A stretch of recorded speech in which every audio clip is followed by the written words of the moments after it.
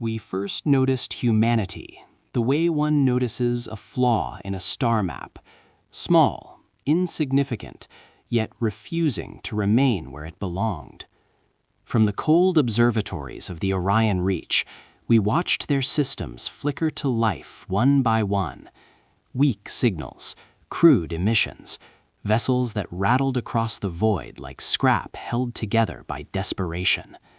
By every metric known to the Kepri ascendancy, they should have failed. Their biology was inefficient, their lifespans short, their emotions volatile to the point of self-destruction. And yet, they spread. I am Zaltharan, historian prime of the ascendancy. I have chronicled the rise and fall of 1,000 civilizations.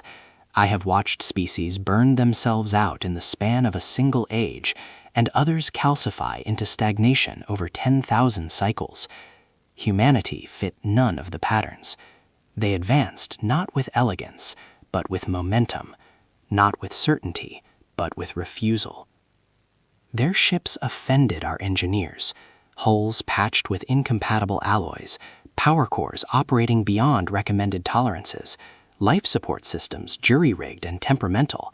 Any one failure should have killed them all. Instead, when systems failed, humans adapted. When hulls fracked, they sealed them. When reactors overloaded, they rerouted power through pathways never meant to exist. They survived by improvisation, and they called it engineering. From afar, we observed their wars, short, brutal, and frequent. Humans fought one another with a ferocity usually reserved for extinction-level threats. Entire cities reduced to ash, and still they rebuilt atop the ruins. Where another species would have surrendered to despair, humans sharpened themselves on loss. That was the first tremor of unease. The Galactic Compact convened often to discuss them. Some saw potential allies, others saw amusing primitives. Predatory empires dismissed them outright, noting their lack of unified command and their emotional instability. Fragmented, the report said. Short-lived, said another. Harmless, concluded most.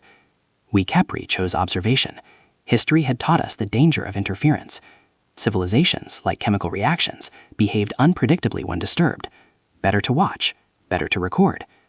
So we watched their trade lanes thicken, their colonies push into hostile systems, their people endure radiation storms and gravitational anomalies that would have forced other species to retreat.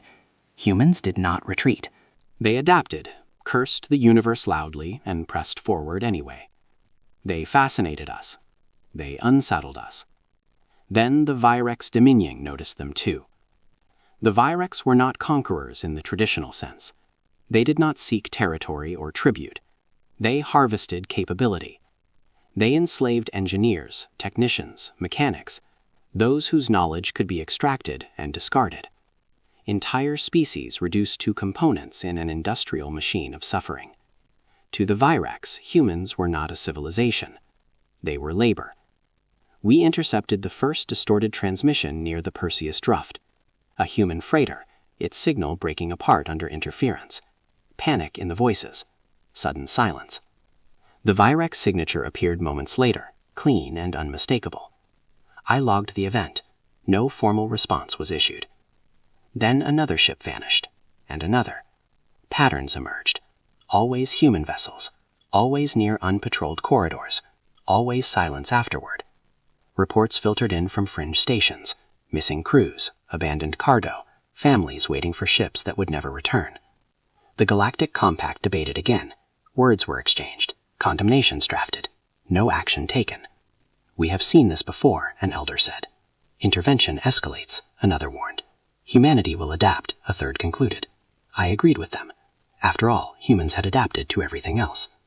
From the Orion Reach, we continued to watch.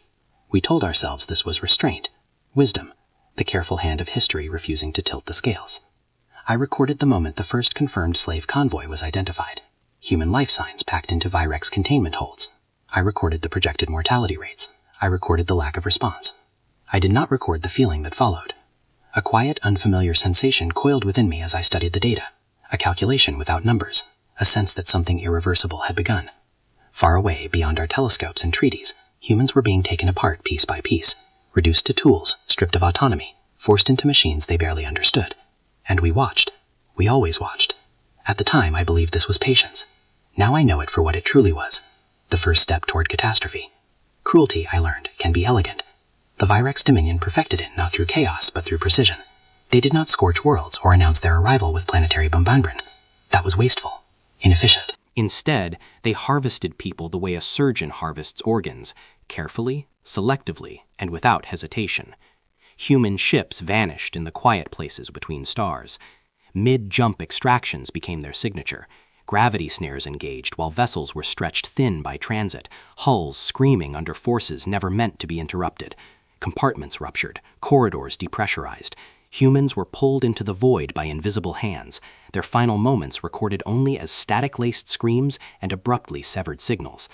Those who survived the initial capture awoke in chains. Orbital foundries circled dead stars and burning giants alike, vast industrial rings where heat was constant and mercy non-existent. Through transparent alloy windows, enslaved humans could see stellar fire raging only meters away, close enough to feel, far enough to never touch. A reminder: work or be cast into the light. I reviewed the intelligence logs from these facilities with the detachment expected of a Kepri historian. Names reduced to designations, lives translated into productivity metrics, mortality rates charted in clean ascending lines. Other species broke quickly under Virex control. Nervous systems collapsed, minds unraveled, entire populations descended into catatonia within cycles. The Virex relied on this. Fear was their primary tool, refined across centuries of subjugation. Humans complicated the data. Their mortality rate was high, higher than most, but not terminal. They died in significant numbers, yet enough survived to keep production optimal. Broken bones healed, burns scarred over, psychological trauma manifested, and then stabilized. They adapted. Humans learned Virex machinery with unsettling speed. Systems designs for multi-limbed operators were mastered by two-handed mammals through improvisation and repetition. Where others followed instructions, humans experimented. They asked questions, sometimes aloud, sometimes only with their hands. I noted a recurring anomaly in the reports. Humans frequently exceeded expected output after their initial adjustment period. Efficiency increased, error rates decreased. Overseers praised the results without understanding the cause. They mistook compliance for surrender. Within the foundries, humans spoke softly. They whispered through clenched teeth, communicated with glances and pauses, developed crude gestural languages beneath the gaze of cameras. When surveillance drones passed, they worked. When alarms sounded, they obeyed. When overseers struck them, they endured. And when no one was watching, they remembered. One file in particular remains burned into my cognition. Designation: Miguel Alvarez. Species: human. Specialization: mechanical systems, civilian grade. Captured during a routine cargo run. Assigned to plasma stabilization maintenance, a task that had killed 14 slaves of other species within the previous cycle. Miguel Alvarez survived. 7% using scrap fragments scavenged from discarded components and a tool that should not have functioned in vacuum. The Virex logged this as an efficiency anomaly and reassigned him to higher-risk systems. They believed they were rewarding competence. They did not realize they were granting access. Another human rerouted waste heat from a smelling array, not enough to trigger alarms, not enough to alter production quotas, but sufficient to power a transmitter no larger than a clenched fist. The signal it emitted was weak, fragmented, and nearly invisible against stellar background radiation. Nearly. Individually, these acts were meaningless, insignificant, a rounding error in an empire that spanned dozens of systems. Together, they formed a pattern. I flagged the data and forwarded it up the chain. My report was thorough, conservative, carefully worded to avoid alarmism. I cited historical precedents, instances where enslaved populations developed covert resistance networks. The response from the Virex ambassador was amused. "They are mammals," he said during the joint intelligence review. His mandibles clicked with what passed for laughter among his kind. "They break." Others agreed. The numbers supported them, at least on the surface. Production quotas were met. Rebellions were non-existent. Punitive measures remained effective. Fear, it seemed, was still absolute. Yet something subtle began to shift within the foundries. Incidents increased, not violent, not obvious. Maintenance delays, minor misalignments, power fluctuations that corrected themselves before alarms could trigger. Virex engineers blamed calibration drift, environmental stress, software entropy. Humans kept working, but the foundries grew quieter. Surveillance logs showed fewer vocalizations among the enslaved, less screaming during punishment cycles, less pleading.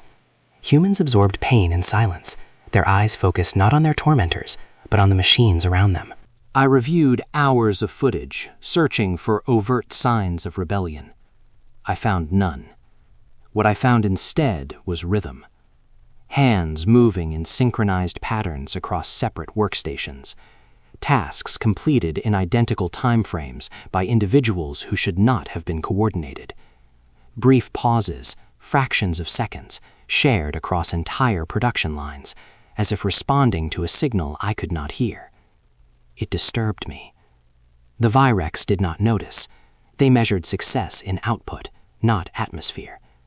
They did not understand that silence, among humans, was not submission.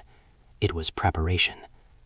I filed another report, this one marked with higher urgency. I recommended closer monitoring, isolation of key human technicians, rotational reassignment to disrupt emerging social structures. The response came swiftly. Request denied. Paranoia, the Virex overseer wrote. Perhaps he was right. And yet, as I closed the file, another alert surfaced on my display. Minor reactor instability in Foundry 7. Self-corrected, logged and dismissed. Moments later, a second alert. Another foundry, another correction. Then a third.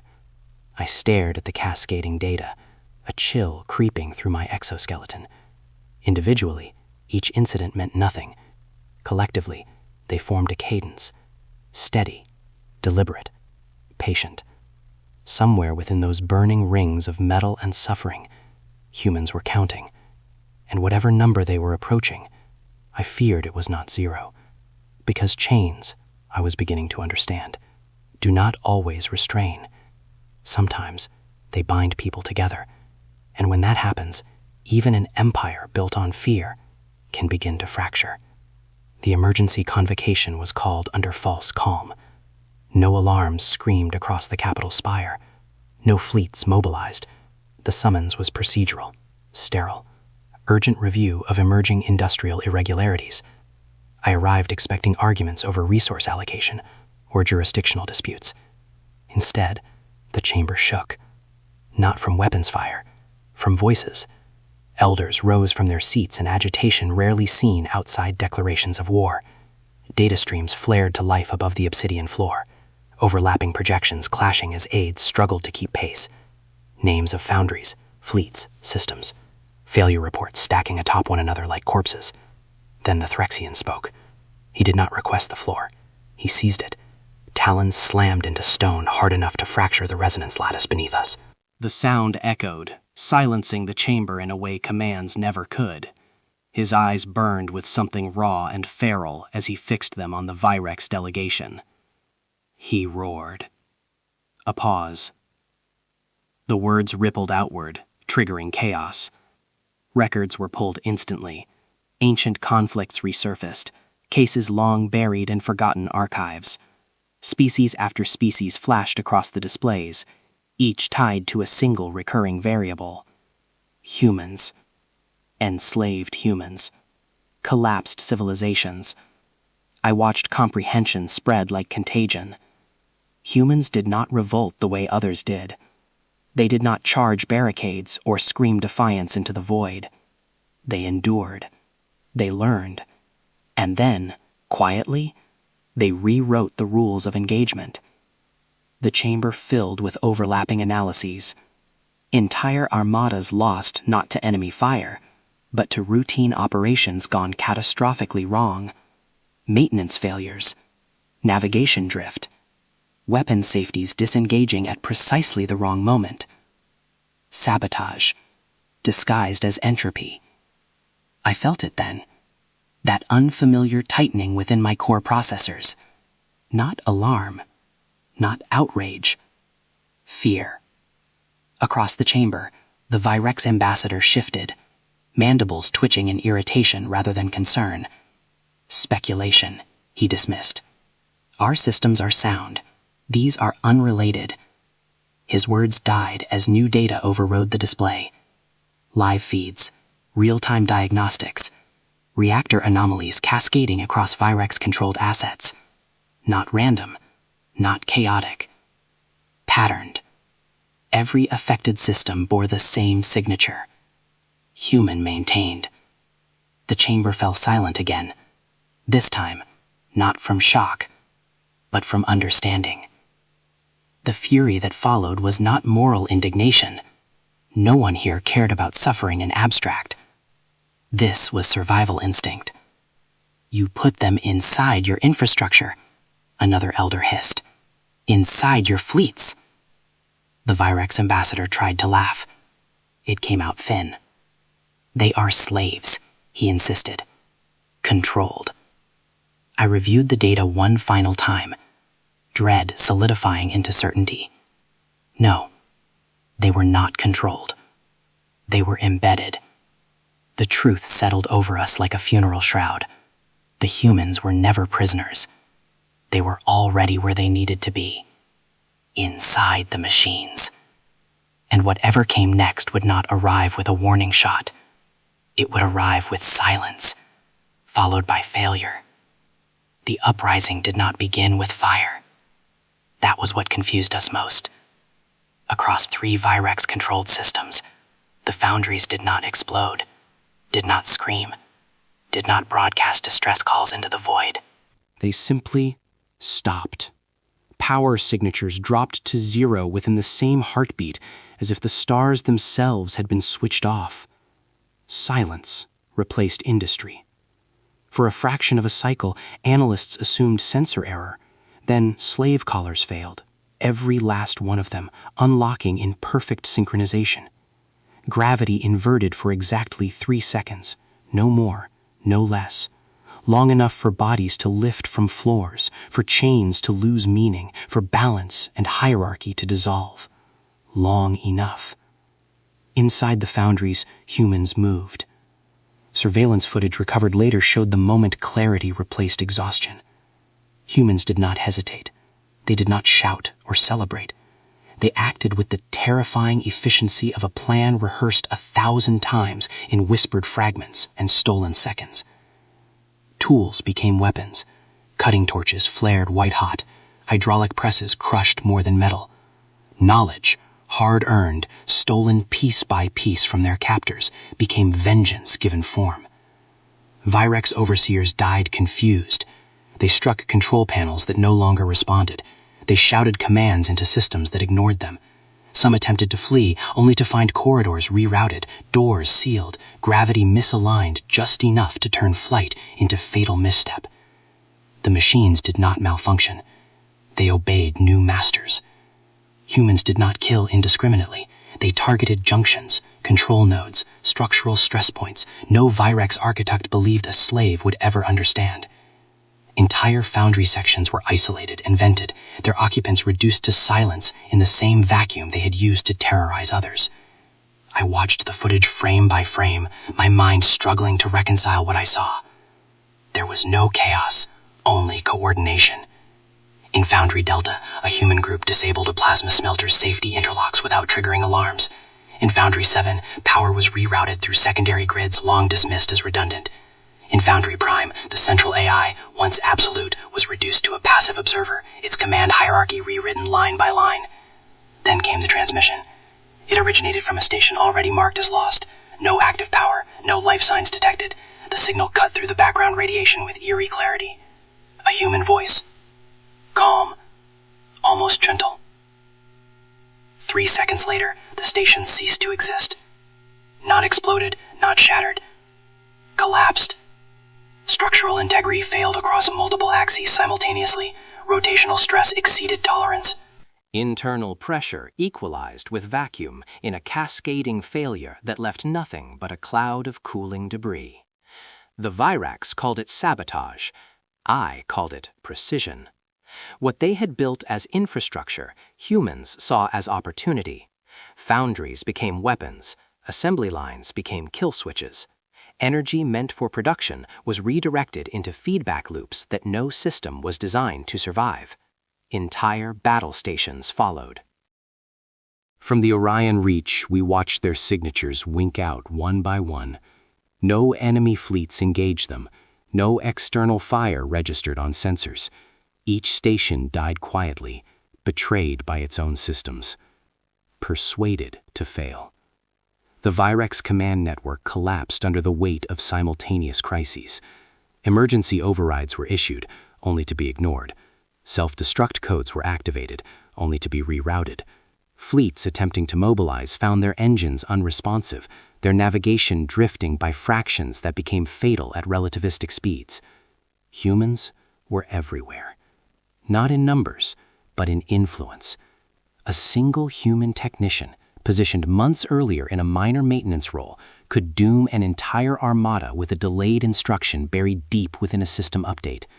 A calibration adjustment here, a tolerance shift there. Nothing obvious, nothing immediate. Until it was.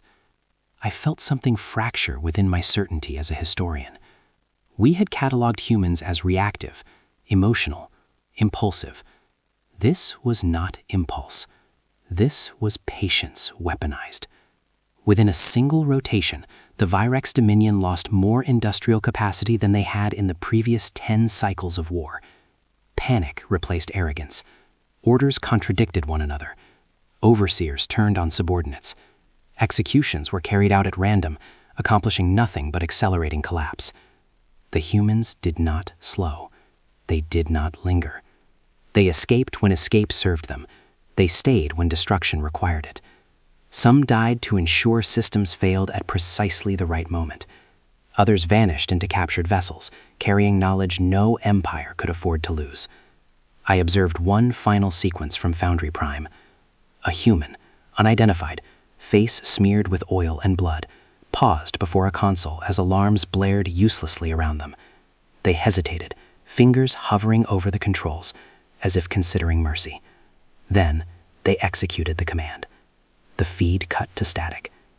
Hours later, nothing remained of Foundry Prime, but expanding debris and the faint echo of a power signature that should never have existed. The Virex Dominion called for aid. None came. Not because we could not respond, but because we finally understood what we were witnessing. This was not a rebellion. It was an extraction. Humanity was removing itself from bondage and dismantling everything that had enabled it in the process. They were not trying to win territory or claim vengeance in the traditional sense. They were erasing a mistake. As the last of the foundries went dark, a realization settled across the galactic compact like an incoming storm. If humans could do this from inside chains, what would they do once they were free? And more importantly, who would be next? The first liberated ships did not flee in formation. They scattered. From the wreckage of foundries and collapsing stations, human-crewed vessels tore free in every direction. Freighters never meant for combat, half-repaired patrol craft, industrial tugs still bearing Virex identification codes scorched from their hulls. Some burned hard toward human-controlled space, engines screaming in protest as if aware they were running for home. Others did not slow. Those ships altered course, not away from danger, but toward it. For the first time, I understood that humanity was no longer escaping captivity. They were advancing. From long-range observation, their vessels looked pitiful. Hulls were scarred and asymmetrical, patched with mismatched plating and emergency sealants. Weapon mounts were improvised, cannibalized from mining lasers and defensive turrets never meant to face warships. Power distribution was unstable, life support unreliable. By every tactical model we possessed, they should have been annihilated.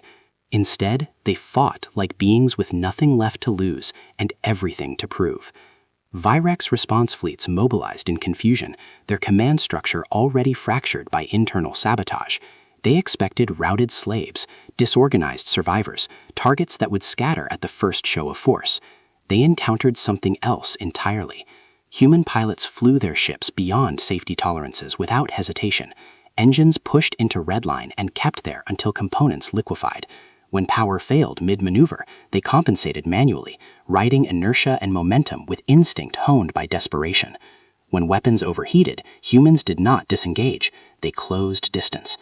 I watched one engagement unfold near the shattered remains of Foundry 7. A human freighter, its hull cracked, reactor unstable, charged directly into a Virex cruiser.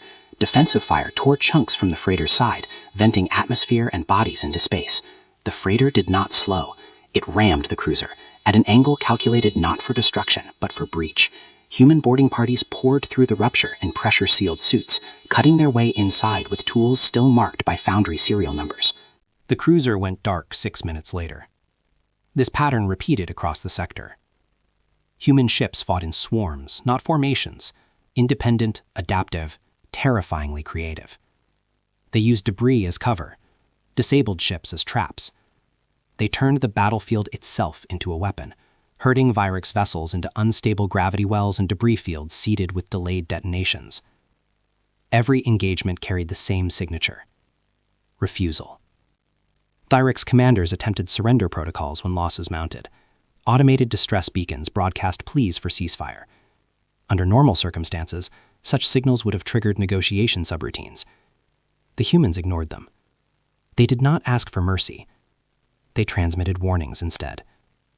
Across open channels, in fractioned translations and raw, unfiltered audio, human voices cut through the void. Some Virex ships complied. They vented slave holds and fled, their crews abandoning entire sectors in blind panic. Others tried to regroup, clinging to doctrine and arrogance. They died for it. What shocked me most was not the brutality, but the restraint. Humans did not pursue retreating vessels beyond a certain threshold. They focused on objectives: slave convoys, command ships, infrastructure hubs. Their violence was purposeful, not indulgent. Each strike dismantled the Virex's ability to recover, to reorganize, to rebuild. They were not waging war as conquerors. They were conducting a reclamation. Within cycles, regions of space once considered unassailable fell silent. Virex banners vanished from navigation charts. Trade lanes reopened, haunted by the wreckage of fleets that had underestimated what desperation could forge. From the Orion Reach, we observed in stunned quiet. Humanity, once dismissed as fragmented and volatile, had become something else when unified by shared suffering. Their ships carried no official insignia, no unified command codes. What bound them was memory. Every scarred hull was a testament, every jerry-rigged weapon a reminder.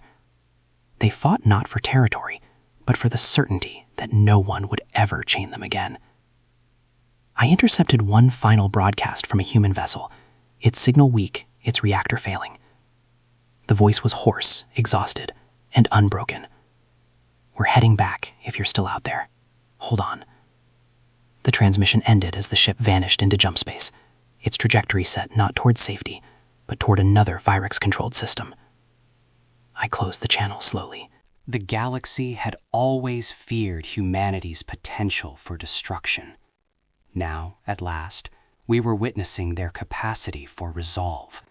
And I knew, with chilling clarity, that the stars themselves were about to change hands, not through conquest, but through refusal to ever be powerless again. The galaxy did not change its mind about humanity. It panicked. What followed the collapse of Virex control was not reflection nor remorse, but movement, frantic, self-preserving movement. Neutral powers scrambled as if awakened from a shared delusion. Policy archives were unlocked. Diplomatic subroutines long dormant were rushed back online. Emergency councils convened with unprecedented haste. Embassies were reopened. Treaties, old, forgotten, conveniently ignored, were dusted off and re-signed with ceremonial urgency. New agreements were drafted in record time, heavy with language about mutual respect, shared values, and peaceful coexistence. Suddenly, everyone had always respected humanity. From the Orion Reach, I watched the broadcasts roll in, delegations bowing awkwardly to human representatives, carefully rehearsed apologies that never used the word sorry. Gifts offered, technology, resources, access, tokens meant to purchase absolution. The humans said nothing. That silence unsettled the galaxy more than any threat display ever could. No statements were issued, no declarations made. Human channels remained quiet save for essential traffic and rescue coordination. Their fleets moved with purpose, but without explanation. Their diplomats listened, recorded, and declined to respond. They remembered. They remembered the convoys intercepted without protest, the councils that debated while humans were chained, the observers, like us, who watched and called it restraint. I felt the weight of that memory as keenly as they must. Within the Galactic Compact, arguments erupted. Some urged immediate alliance. Bind them close, they said, before resentment hardens. Others advocated distance, fearing that any attention might provoke a response. What recourse do we have? An elder demanded during one closed session. Territory, reparations. No one could answer. Because humanity had not articulated demands, they had simply acted. I reviewed intelligence projections compiled by a dozen thinklades. None aligned. Human behavior defied precedent. They were neither expansionist nor isolationist. Their fleets withdrew from former Virex space once objectives were met, leaving behind liberated worlds and shattered infrastructure, but claiming nothing for themselves. It was disquieting. Empires understood conquest, traders understood profit, even zealots understood ideology. Resolve without ambition was harder to quantify. I was tasked then with authoring a comprehensive assessment, an official record to guide future policy, the first honest report, unburdened by political convenience. I hesitated longer than protocol allowed. As a historian, my duty was accuracy. As an observer, my conscience had already been compromised. Still, I wrote. I detailed humanity's biology, their technological limitations, their lack of numerical superiority. I dismantled the myth of human invincibility piece by piece. They were not the strongest species, not the most advanced, not the most numerous. Then I addressed the variable no model could contain: human resolve. Humans endured suffering without collapsing into passivity. They adapted not just physically, but psychologically. They internalized loss, transformed it into memory, and used that memory as fuel. Where other species sought equilibrium, humans accepted instability and learned to thrive within it. They did not require hope to continue. They required purpose. And once given one, once forged by shared injustice, they became relentless. I concluded the report with a warning that made several elders uncomfortable. Humanity is not dangerous because of strength, I wrote. Decide when to endure. Decide when to resist. Decide when silence is no longer acceptable. The report circulated faster than anticipated.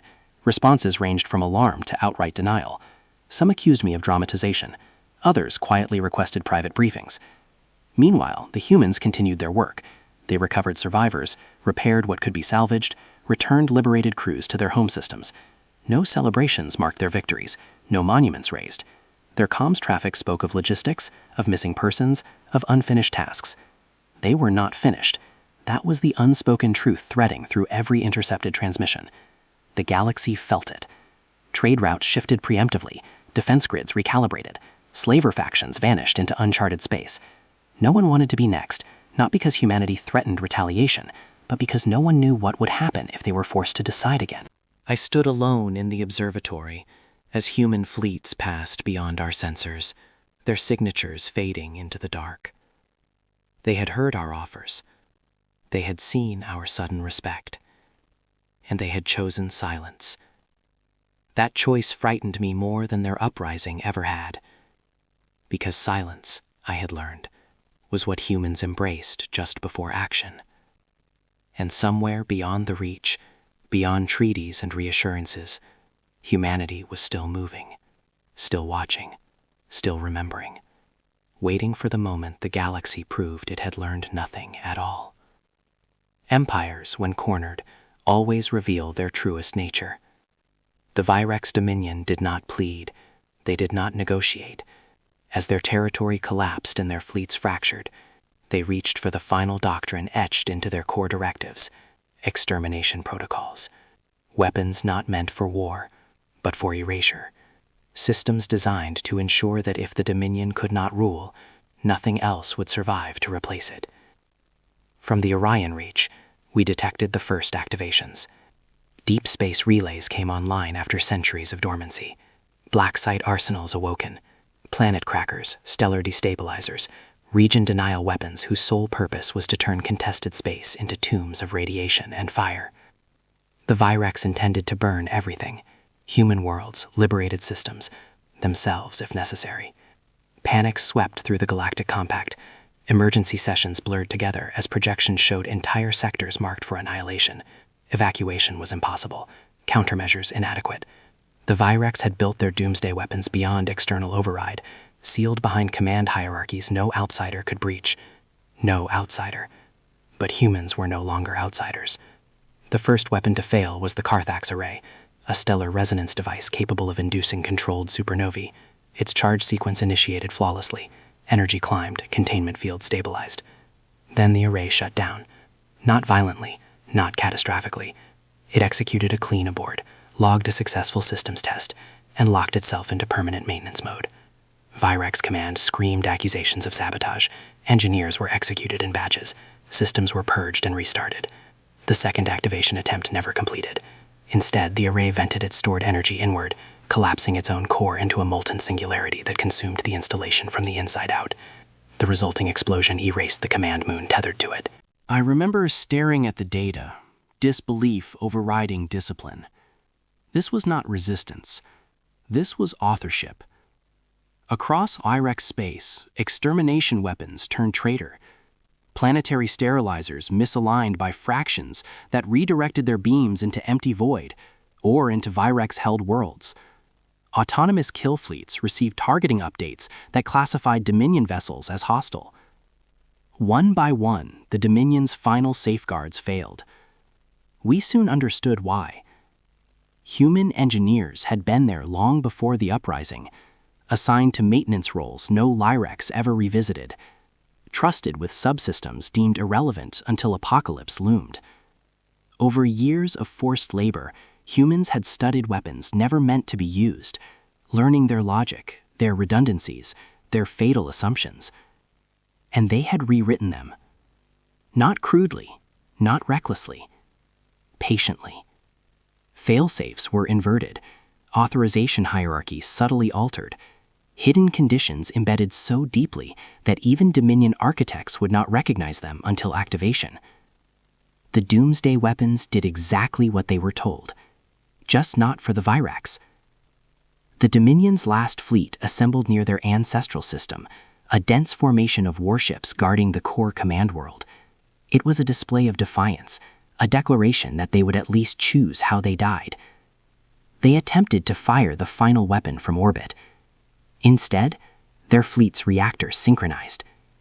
Every ship in formation reached critical output within the same heartbeat. Emergency venting failed. Containment fields collapsed in cascading sequence, each explosion feeding the next. From a distance, it looked like a star being born, then dying. The Dominion burned by its own hand. There were no human ships present, no visible attackers. The humans did not need to be there anymore. They had already finished the work. In the aftermath, silence claimed Virex space. Once busy hyperlanes went dark. Command signals ceased. What remained were wreckage abields and irradiated worlds, monuments to arrogance and cruelty. I searched for any sign of human celebration. There was none. Human fleets did not pursue the fleeing remnants. They did not broadcast victory. They did not even issue a formal declaration marking the end of the Virex Dominion. They simply stopped. Rescue operations began almost immediately. Non-Virex slaves were evacuated. Systems deemed recoverable were stabilized. Human ships worked alongside former enemies without comment, focused solely on containment and survival. The Dominion was gone, erased not by superior firepower, but by intimate knowledge. As a historian, I struggled to frame the moment. This was not conquest, not justice in any form the galaxy understood. It was consequence, inevitable, self-inflicted, and absolute. I recorded the final transmission intercepted from a Virex command node, moments before it was lost to cascading failure. "This was not supposed to happen," the voice said, fractured and afraid. I closed the file. They had never been tools. They had been students. And the lesson was complete. Yet even as the Virex Dominion collapsed into history, unease gnawed at me. Humanity had proven something unprecedented. Not just that they could overthrow an empire, but that they could dismantle it so thoroughly that nothing recognizable remained. If such resolve could be turned inward against an oppressor, what would happen if the galaxy ever stood in their way? As I gazed into the dark where the Dominion once ruled, I felt no triumph, only the creeping realization that this was not the end of humanity's reckoning. It was merely the moment they proved what they were capable of, and somewhere beyond the ruins, they were already deciding what came next. When the fires finally faded, there was no new empire rising from the ruins. That, more than the destruction itself, unsettled the galaxy. Virex space remained, its stars unchanged, its planets still orbiting obediently. But the machinery of domination was gone. Command spires lay in fragments. Foundries were reduced to drifting skeletons of metal. Hyperlane control arrays, once the arteries of oppression, were shattered beyond repair. Humanity did not conquer. They dismantled. Liberation came methodically. Slave pens were opened across dozens of systems, their occupants emerging into light with eyes that struggled to believe it was real. Species long thought extinct were found alive in containment vaults, weakened but breathing. Humans coordinated evacuations with clinical focus, prioritizing life over territory, survival over symbolism. They destroyed infrastructure with equal care. Anything that could be repurposed into chains was rendered useless. Production nodes were melted, control AIs wiped clean, data vaults erased down to their quantum substrate.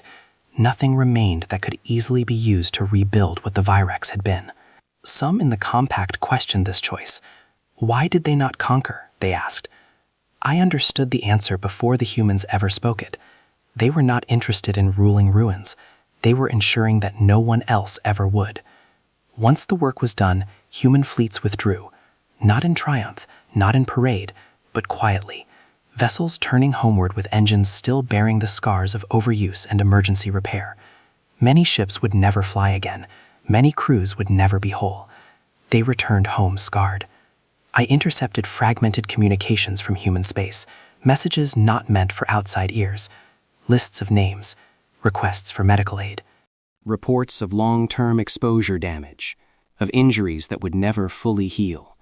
Families reunited with survivors who no longer resembled those who had left. The cost had been immense, yet they were unbroken. There were no victory celebrations broadcast across human networks, no mass declarations of supremacy.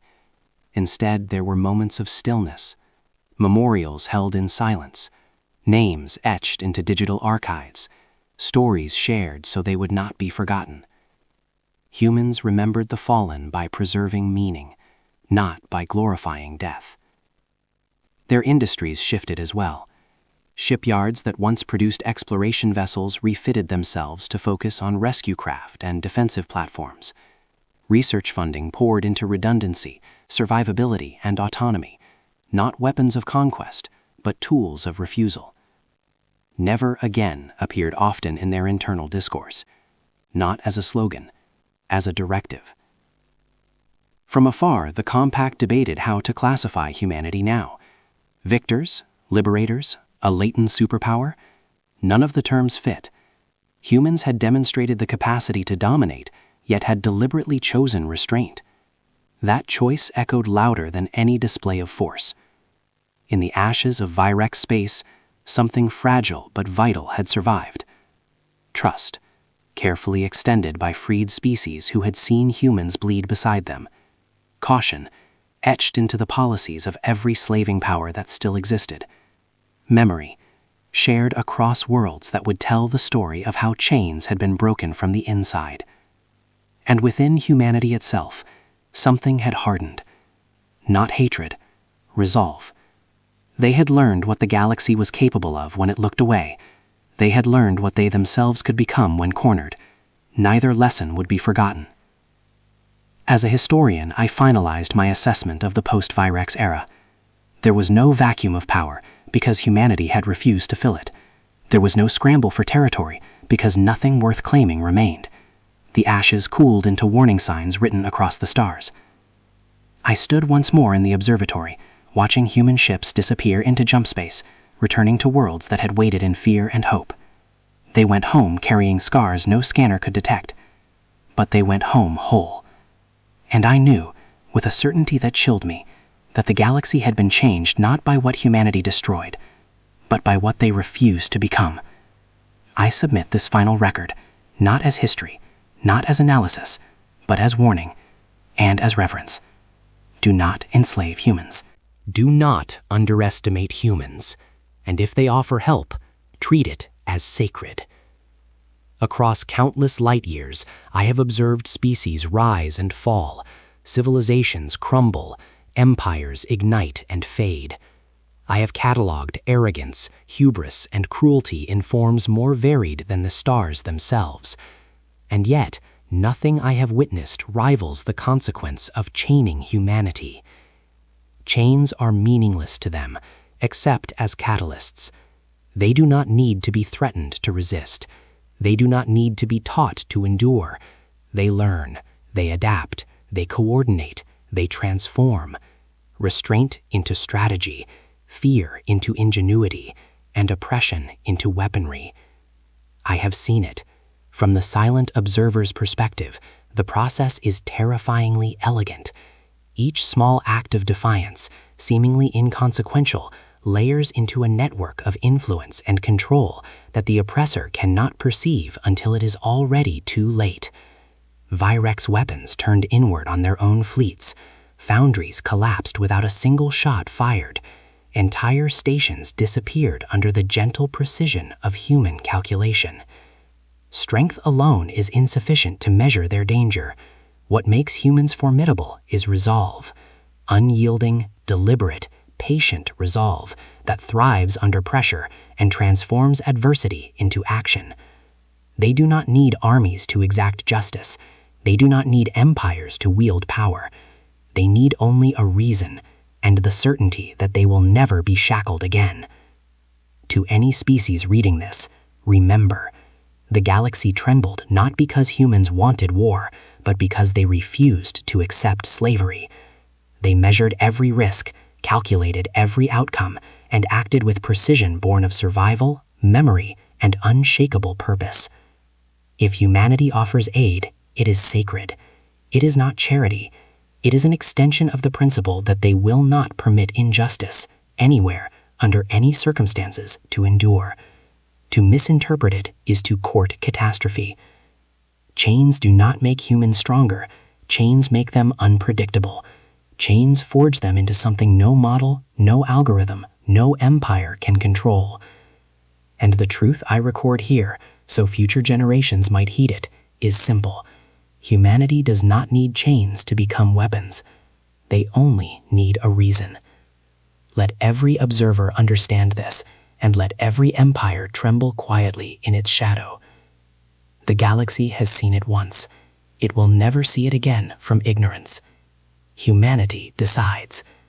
And when they decide, the stars themselves must obey.